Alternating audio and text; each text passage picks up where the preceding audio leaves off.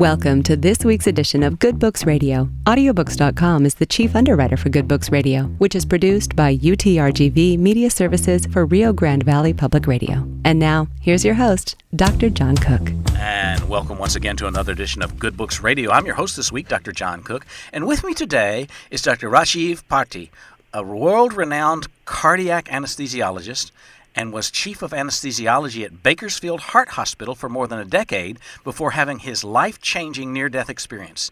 Dr. Parti's study in complementary and alternative medicine has led him to formulate an integrative approach to total wellness. He tours the country extensively, holding workshops to demonstrate methods of healing to help others overcome addiction, depression, and chronic pain.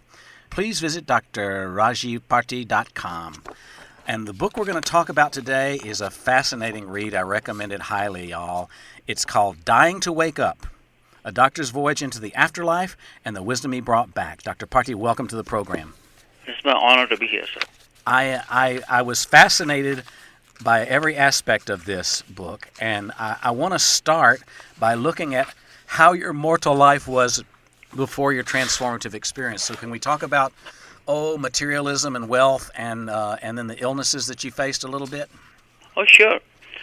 You know, except for a little period in my medical school early part when I was 17 or 18, when I became very spiritual and religious that I wanted to become a monk that time. Other than that period, I was not at all deeply interested in spirituality. I finished my medical school in India, and I came to America in 1982. When I went to medicine, I wanted to serve the poor, the weak, in the villages of India where they hardly get any medical care. Mm-hmm. But my sister was in the U.S., so she invited me to come here to do advanced training.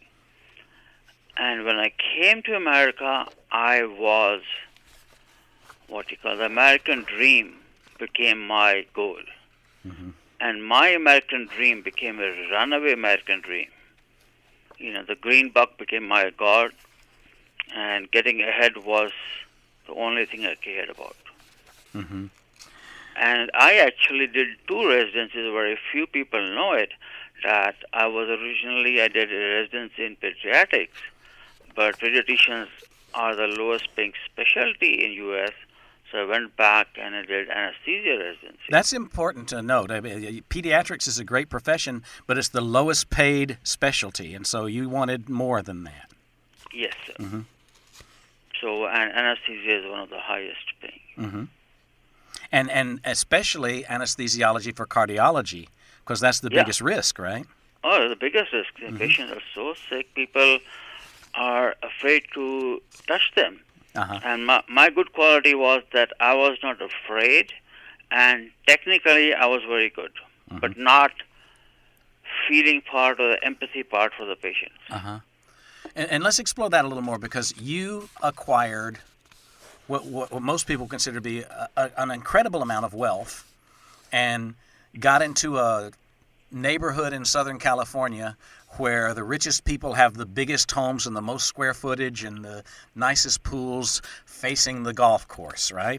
And yeah, right, golf course in a lake. It was about 11,000 square foot house. It has its own movie theater, 12-seater movie theater.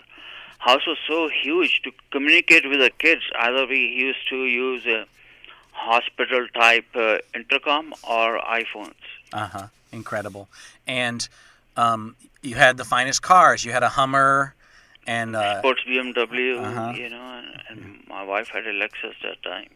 A lot of people think that's the way to live. A lot of people dream of that kind of life. But part of what you faced was the stress associated with your job. You took a lot of antidepressants. You had physical pain, eventually cancer, and took drugs for that as well. So you were on painkillers and antidepressants, yes? Yes, sir. Mm-hmm. Because, stress became, sometimes I talk about, did the house own me or I owned the house? Right. Because I became a slave to my house. I had a $15,000 a month mortgage, so I had to keep working. I hope people heard $15,000 a month. Yeah. Wow. Including taxes, yeah. Yeah, incredible. Okay, so that's your life, and your illnesses were really affecting the quality of your life, weren't they? Yeah, they were, but I continued to work. Uh-huh. Sometimes I had to take off. I had an injury in my wrist also, and and it was a lot. Like modern, as a physician, I'm talking about 75% of the modern day diseases are related to stress, lifestyle management. Uh-huh. So we live in a world where we induce illness through our own stresses. Yeah, and we may have inherited bad genes, but the gene expression, the new science of epigenetics, talks about your lifestyle, which genes are going to manifest. Mm-hmm. Okay, so let's talk about when you were at the illness crisis. You had prostate cancer and surgery for that, and at some point, was it not a postoperative infection that caused the problems? Yeah, so I had a prostate cancer for which I had surgery in August of 2008. Mm-hmm. And the biggest problem was incontinence, which I waited for 2.5 years approximately for it to get better. Mm-hmm. But it didn't get better, so they implanted a device, used artificial urethral sphincter, and that got infected. Wow. Mm-hmm. So at some point, you had to have a surgery for the infection that would draw out all the pus, and that was the moment when you had this experience above it all. Well, let's talk about that, because that's a beautiful description you have of what happened to you when you were under the anesthesia in that operation. Yeah, it was an emergency surgery, as you said. It was a severe post-operative infection, redness, swelling, and I could not go to the bathroom. So my wife rushed me from Bakersfield to UCLA, about 100 miles drive, 110. Mm-hmm. And what happens in that operation is there's these tubes that suck the pus out like a I don't know, a syringe or a sucker, or they put a vacuum suction. Yeah. Vacuum suction, uh-huh. And during that time, tell us about what happened, because it's a wonderful story. Yeah, about 15-20 minutes into surgery, because I had seen the clock on the wall before, I found myself floating near the ceiling and seeing myself being operated upon, cut upon, and I could hear the conversation, and so much so I heard the joke told by anesthesiologist. I remember to this day, but it was not a clean joke, so I can't repeat it. Okay. I, as an anesthesiologist, when I heard the joke, I said, he is doing his job, because part of our job is to keep the atmosphere light. From there, I first thought maybe some anesthesia reaction, because there is a drug, ketamine, which can sometimes cause out-of-body experience. Mm-hmm. It is anesthetic, dissociative anesthetic, but we use it in children for burn dressing change, or it's a veterinary anesthetic. And I checked the record, that was not the case. And from there, my consciousness, my essence, went to different realms. It was like beam me, Scotty, like I was in the operating room, then I found myself in my childhood house in India, and then other spiritual realms. Mm-hmm. This is something that the skeptics deal with. We interviewed the author of Into the Light, and so we've talked about near-death experiences before on this program. And you were in this position where you asked yourself, how can you be hovering? Where's your brain? What are you breathing? How can you hear? And a lot of skeptics say, this is induced by the drugs. It's just an illusion of the drugs. What do you have to say to that? It's a very good question. Like as I said, there is a drug, ketamine, which causes this effect. Mm-hmm. But that was not used, or some people talk about DMT or hypoxia. I used to believe what skeptics say until I had my own experience. Actually, I had a patient who had this experience, and I thought he's psychotic. I gave him a Haldol shot. Uh-huh. Because it was a special kind of anesthesia. There was no blood going through his brain for 45 minutes. He was frozen. It is very hard to convince people that there is something out there. Right. Until you experience it. Now, of course, you cannot make people experience near-death experience. Clear. There's no way, though there was an old movie out, Flatliners. Mm-hmm. But the main thing is hallucination or drugs do not bring about a deeply transformative change in the person. Okay, and that's part of the power of this book that you write is the transformational experience that you had, and I do want to talk about that. But let's mention one thing before we turn to where you got the tough love from hell from your father. You didn't have the most wonderful relationship with your father, right? No, not at all. Mm-hmm. Like in modern terms, I would say he suffered from PTSD because he was product of partition of India when India and Pakistan separated on religious lines. Mm-hmm. And my family, being Hindu, was stuck on the Muslim side of the border. Uh-huh. So there was genocide on both sides, and he was only 18. His education was cut short. Yeah. Okay. And he was verbally abusive at the least, for that. I mean, no, he not only verbally, he was physically abusive too. Okay. Very much. Very good. Okay, so you have this anesthetized body and your distant family and a hovering soul, and at some point your world turned dark and you saw a distant lightning storm that drew you quickly, and screams and moans of pain were heard, and anguish and wildfire were heard. Talk about that a little bit. Yeah. It was rain, thunderstorm and fire. I could hear the souls crying, and I didn't want to go there, but some force was pushing or pulling me there. Mm-hmm. And when I reached the outside of the periphery, I call the rim, my first question was, why am I here? And then I was asking for help. Somebody please help me. And of all the people, my father, who had died from heart surgery in Fresno about 30 years ago, he showed up. Uh-huh. And he looked younger. Much younger. Yeah, and he looked sleek and and he handsome. looked very pleasant and happy. Mm-hmm. And he even put his arm around you, trying to comfort you. Yeah, he took me like a little child, uh-huh. From there. And while I was in that whole realm, I was given the realization that so far my life was all about me. Selfish, mean, get ahead at any cost. Patients were not just human beings, but a source of profit, like that. Mm-hmm. And some examples came up too. So basically, he saved you from what your perception of hell was. Yeah. And I don't know that much. You were raised Hindu, although you weren't a devout practitioner. Do the Hindus believe that there is an eternal damnation? They don't talk about eternal damnation, mm-hmm. but they do talk about hell, and they call it narak. Okay. All right.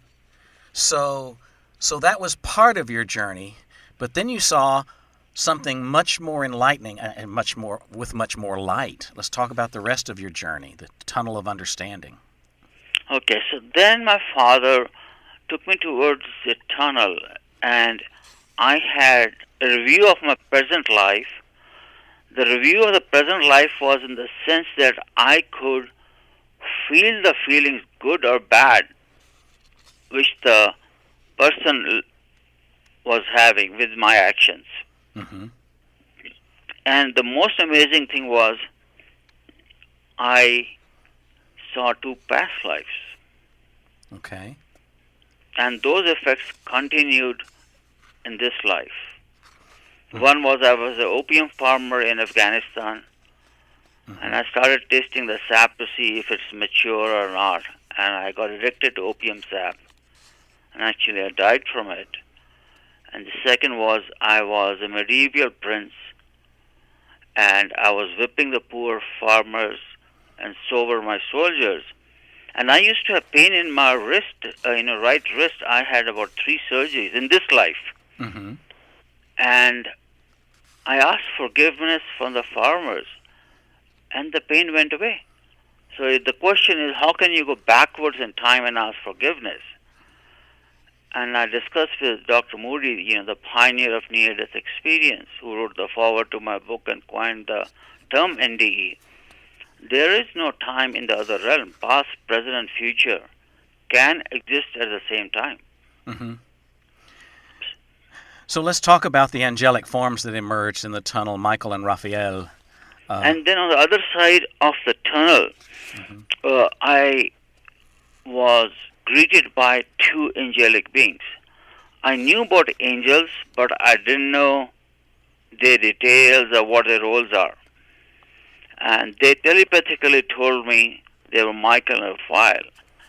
And it made sense to me after I read about that Michael is the angel of strength and Raphael is the angel of healers, for healing, for doctors, for nurses, and for patients. Mm-hmm. And actually, nowadays, my favorite angel is Angel Gabriel. Okay. So these 2 angelic forms appeared to you and explained to you that you have become surrounded by this powerful energy of love and intelligence, and that Michael, who's pure love and the source of all that makes the universe, and you had this moment of enlightenment, and they even took you by the arms and moved you toward the being of light. Can you talk about that experience a little bit? Yeah, they guided me towards the being of light. We went over beautiful meadows. There was a soft chime of like Om in distant and sweet aroma. It was very blissful and peaceful. I love the peace, the cosmic peace. Uh-huh. And the light was so bright that it was 1,000 suns, but it wasn't hurting. And I could feel myself being a part of the light and at the same time being separate from the light. Like I felt like I'm a wave in the ocean. Mm-hmm. I'm separate, but I'm the ocean itself. I see. Yeah, so there's a connection that we all have to this being of light.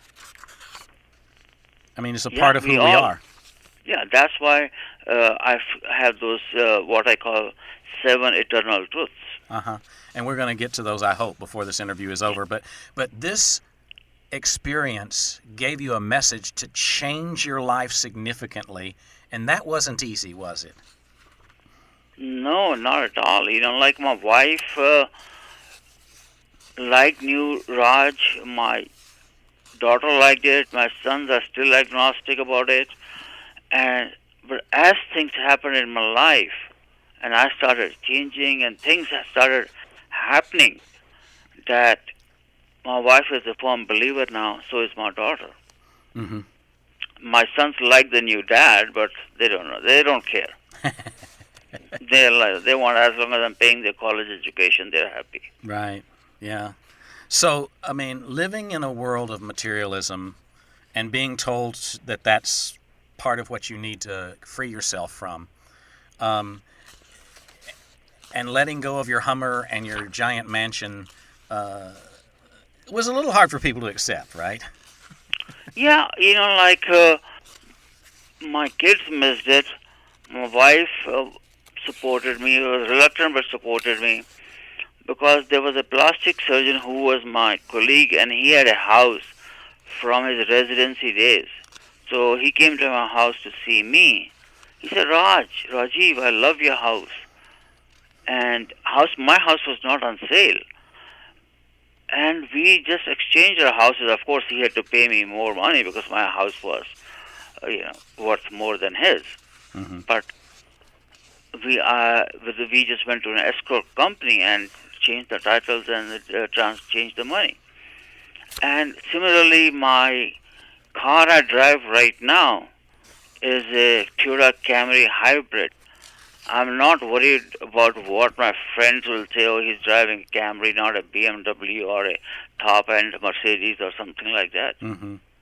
And there were conflicts between me and my wife. So, like in any couple, you have to make compromises. Like, she still drives a Maserati. Mm-hmm. She didn't have the near-death experience. And so she wants to drive it. Yeah. What can? But to her credit, when you first started talking about this, she was extremely doubtful, but yet she began to study the literature about NDEs, near-death experiences, so that she could understand what you had gone through. Exactly. She started with, I think, Dr. Moody's book. Mm-hmm. And Dr. Moody, who wrote the foreword to this, has written some interesting stuff, and we may at least reference the shared death experience. But I want to mention the funeral you had for yourself, because I think that's an interesting ritual that you went through, that you were inspired to have from your experiences in an ashram in the Himalayas. You decided to have a funeral for yourself. Yeah, sometimes when the monks become monks from a layperson, or you have a kind of baptism, changing your habits, your goals, and everything. I did the ritual of lighting a funeral pyre where I put my old anesthesia clothes. I used to do a lot of stock trading one time, stock trading books and gambling books. Yes, you actually lost like $3.5 million of yours and other people's money doing that, right? Yeah, in 1999, 2000, I was not working as a doctor at that time. Mm-hmm. I was caught in the internet bubble.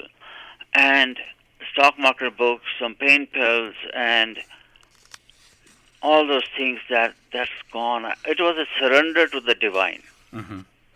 That's what it was. I even had a vision board made of cardboard after watching the movie Secret. Uh-huh. Of a house in Malibu Beach and a Lamborghini or Ferrari or something like that. That were floated in the ocean, that as a acceptance and surrender to the divine will.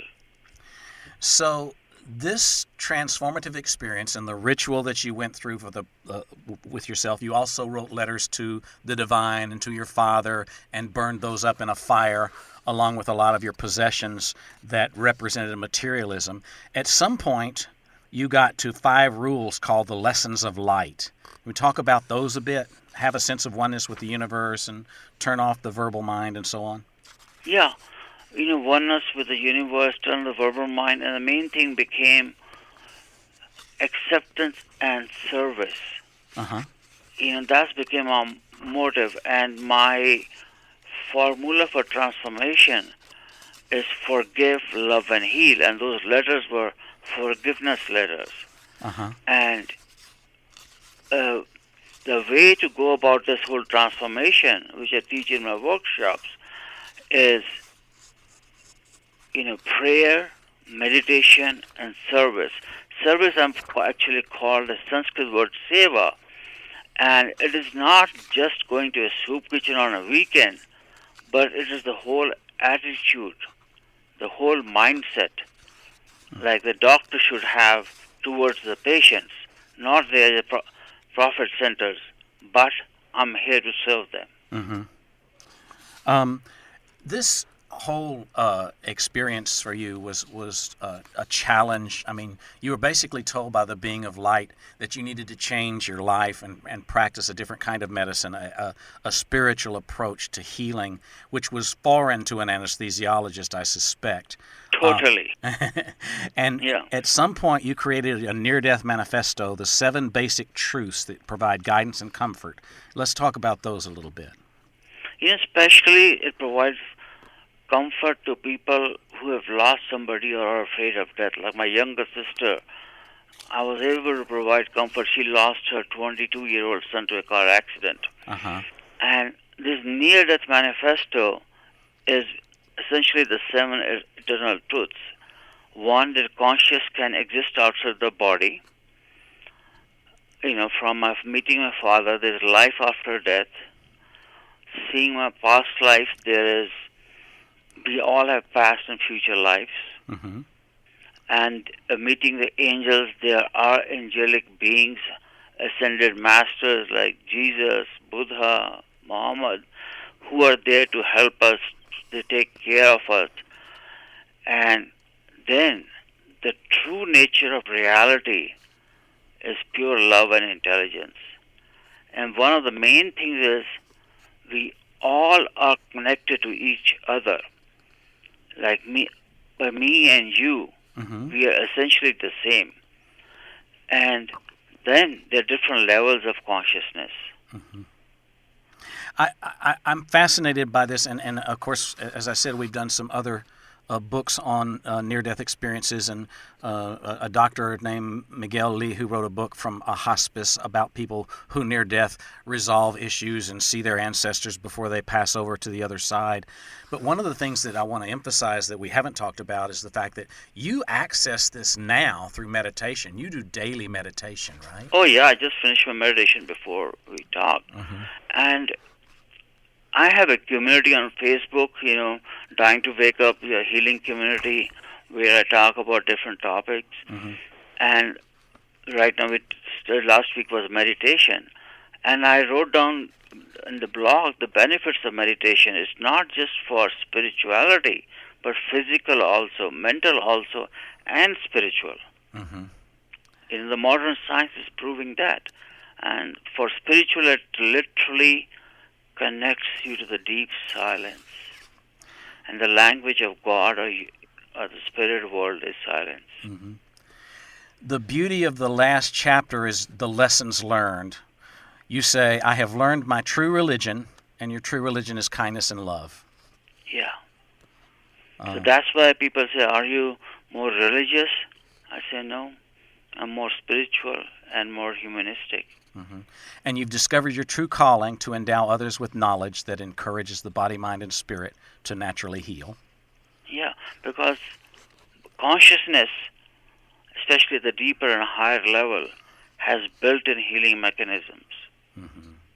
And you've learned that materialism is an addiction. This is an important one for America. I know. I've lived it. Yeah. I was a slave. Now I have more time to enjoy with my wife, with my kids and friends. I was working 70 hours a week sometime. Yeah. And I was exhausted. Wow. It goes on, and of course, the more you have, the more you want, and you acquire debt, and it's like a vicious cycle. Like I was the proverbial mice on a Ferris wheel. And you've learned that if we nurture our relationships in accordance with Seva, the world will change profoundly. Talk about Seva a moment. Yeah, Seva, as I said, is attitude in life, in the mindset. Like I was giving example that I am the one who, as a doctor, should be obliged to the patient that they're giving me a chance to take care of them. Similarly, lawyer, politicians, and also your intimate relationships. That had a very dramatic effect on my depth of my relationship with my wife when I adopted the pleasing your attitude partner. of Seva. Pleasing your partner, giving them all you can to make them happy. Yeah. And I even go one step further. It's not just make them happy in any way, even in intimate moments. And you cite the Tao at some point.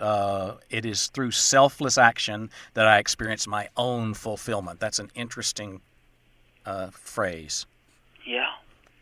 That's what I believe, Like by serving you, I'm serving myself.